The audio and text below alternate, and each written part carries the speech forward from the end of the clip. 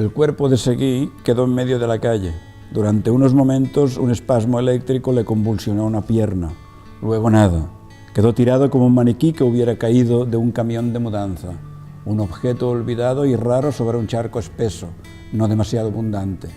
Vestía un traje oscuro, unos botines de color rojizo, un pañuelo blanco de seda que no se manchó al cuello. Apòstoles i assassinos.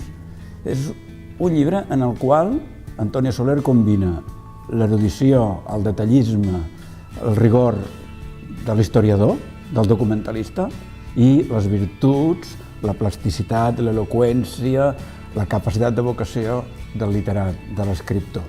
I aquest llibre, Apòstoles i assassinos, de fet, seria com una mica la novel·la de la Barcelona del aproximadament primer quart de segle XX. És a dir, aquella Barcelona que en deien la ciutat de les bombes, aquella Barcelona de l'anarcosindicalisme, aquella Barcelona de la vaga de la canadenca, aquella Barcelona del pistolerisme, del sindicat lliure, aquella Barcelona de morts, aquella Barcelona on es trobaran i viuran i moriran els tres protagonistes principals.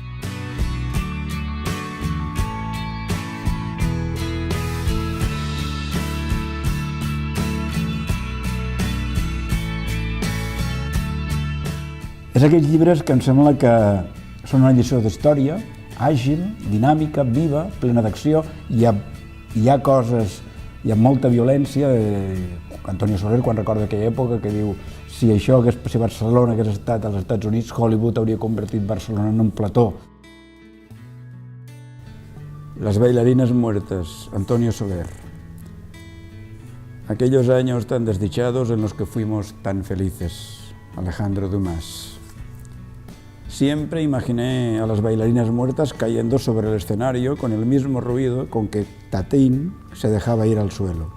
En mi mente, las bailarinas se desplomaban con ese ruido metálico y a la vez blando de lentejuelas aplastadas y carne desnuda que producía Tatín, aunque Tatín no llevaba lentejuelas y la mayor parte de las veces al caer al suelo levantaba una nubecilla de polvo y se oía bajo su cuerpo un roer de piedras y guijarros que se debien de hincar dolorosamente en su esqueleto.